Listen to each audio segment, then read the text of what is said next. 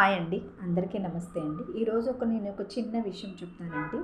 అది ఏంటంటే చాలామంది అంటే తెలివైన వాళ్ళు చేసే పని అంటే క్రూయల్ మెంటాలిటీ ఉన్నవాళ్ళు, తెలివైన వాళ్ళు చేసే పని ఏంటంటే కొంతమందినంటే ఎవరైతే నిస్సహాయులు ఉంటారో వాళ్ళని సెలెక్ట్ చేసుకుంటారు వీళ్ళు. ఎందుకంటే సెలెక్ట్ చేసుకొని ఎక్కడున్నారు ఏంటనేది వాళ్ళని వెతుక్కుంటారనమాట.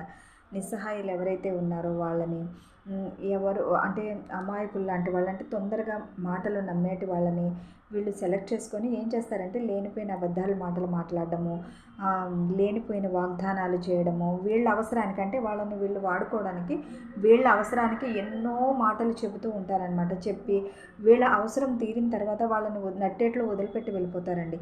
అలాంటి వాళ్ళకి ఏంటంటే కర్మ అనేది ఒకటి ఉంటుందండి, అది మర్చిపోతారు. కర్మ అనేది ఒకటి ఉందని, ఈ భూమి మీద కర్మ అనేది ఒకటి ఉంటుందనే ఆ విషయాన్ని మర్చిపోయి పాపాలు చేస్తూనే ఉంటారు, అబద్ధాలు ఆడుతూ ఉంటారు, లేనిపోయిన వాగ్దానాలు చేస్తూ ఉంటారు, ఇంకా ఏవేవో చేస్తూ ఉంటారు.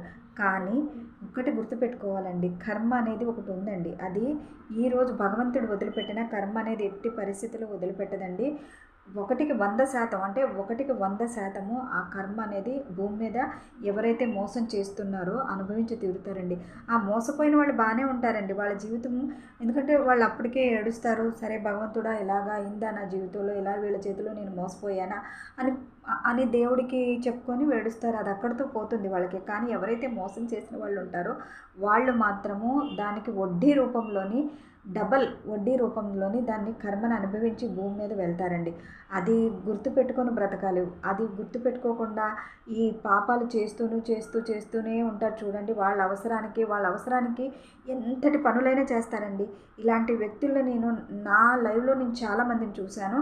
బట్ వాళ్ళు ఏంటంటే వాళ్ళు అప్పుడు హ్యాపీగా ఉంటారు. కానీ ఒక రోజు అంటూ ఉంటుంది చూడండి, ఆ రోజున 100% వాళ్ళు చెప్పుకోవడానికి కూడా ఒక వ్యక్తి కూడా ఉండరండి వాళ్ళకి. అంత దారుణంగా వాళ్ళు కర్మ అనుభవించవలసి వస్తుంది. ఇది మాత్రం 100% నిజమండి.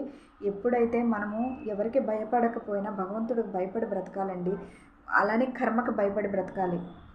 భూమి మీద మనం ఉన్నామంటే కనుక కర్మ కూడా ఉన్నది. అది కంపల్సరీ మనం చేసిన పాపపుణ్యాలు ఇక్కడే అనుభవించి వెళ్తాం. ఒకప్పుడు చేసిన కర్మ పైకి వెళ్ళిన తర్వాత అనుభవిస్తారు అని అనేటోళ్ళు, కానీ ఇప్పుడు అది లేదండి. మనిషి అయి పుట్టిన ప్రతి ఒక్క వ్యక్తి తను చేసిన పాపాలు తన చివరి టైం వరకులో ఏదో ఒక టైంలో కర్మ అనేది ఇక్కడే అనుభవించి వెళ్తారు. అది గుర్తుపెట్టుకొని ఒకళ్ళని మోసం చేయడం కానీ, ఒకళ్ళని అబద్ధం ఆడడం కానీ, ఒకళ్ళ జీవితంతో ఆడుకోవడం కానీ, ఒకళ్ళ డబ్బులు తినడం కానీ చేసామంటే కనుక దానికి వడ్డీ రూపంలో 100% మనకి తగులుతుందండి. 100% మనకి తగులుతుంది.